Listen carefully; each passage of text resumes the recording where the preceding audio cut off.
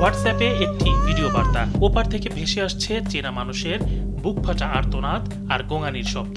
এই এক একটি ভিডিও বার্তা বাংলাদেশের ৬টি অসহায় পরিবারের কাছে এখন যমদূতের মতো। লিবিয়ায় টাকার জন্য কুমিল্লার মনোহরগঞ্জের ৬ যুবকের উপর এভাবে নারকীয় নির্যাতন চালাচ্ছে এক দালাল চক্র। শুধু তাই নয়, নির্যাতনের ভিডিও পাঠিয়ে দাবি করা হচ্ছে প্রায় ১.৫ কোটি টাকা।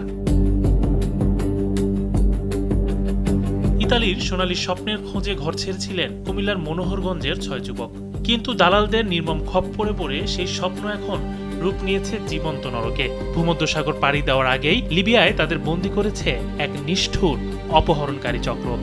৬ যুবকের মুক্তির জন্য এই চক্রের দাবি আকাশচুম্বী। ভুক্তভোগীদের পরিবার সূত্রে জানা গেছে, দিশাবন্দ ও বেতিয়াপাড়া গ্রামের ৬ যুবক শাহাদাত হোসেন, মানিক মিয়া, সোহেল, তাজ মোহাম্মদ, ফয়সাল এবং মেহেদি হাসানকে ইতালি পাঠানোর কথা বলে প্রতিজনের কাছ থেকে ২০ লাখ টাকা করে নেয় স্থানীয় দালাল চক্র, যার মোট অঙ্ক দাঁড়ায় প্রায় ১.৫ কোটি টাকা। আর এই টাকা আদায়ের জন্য প্রতিদিন সকাল বিকাল জিম্মি যুবকদের উপর চালানো হচ্ছে অমানসিক শারীরিক নির্যাতন।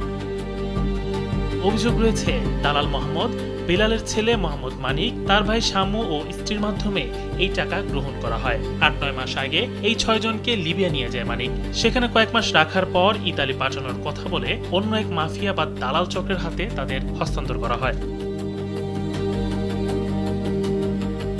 বিগত ১৫-২০ দিন ধরে লিবিয়ার সে দালাল চক্র ৬ যুবকের উপর প্রতিদিন সকাল বিকাল চালাচ্ছে অমানসিক শারীরিক নির্যাতন। এরপর ইমো ও হোয়াটসঅ্যাপে নির্যাতনের ভিডিও পাঠিয়ে পরিবারের কাছে অতিরিক্ত ২৭ লাখ টাকা করে মোট প্রায় ১.৫ কোটি টাকা দাবি করছে তারা।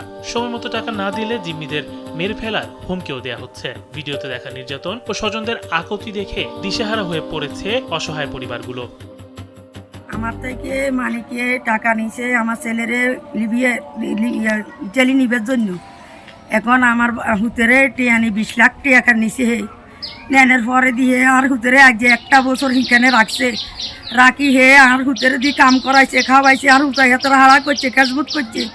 আমার হুতের তাই নি হেতে আর লাস্টে করতে আছে, চাষি আপনার ছেলেরে তো আমরা গেবিন ঘর দিয়ে লাইতে আসি। দালাল মানিকের হাতে টাকাগুলো দেওয়া হয়েছে। একজন ওইখানে মারাও গেছে, আর ৫-৬ প্রায় এখানে আটক আছে।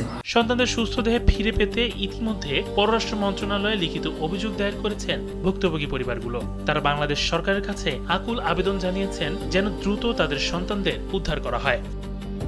ইমাম শরীফ, কালবেলা।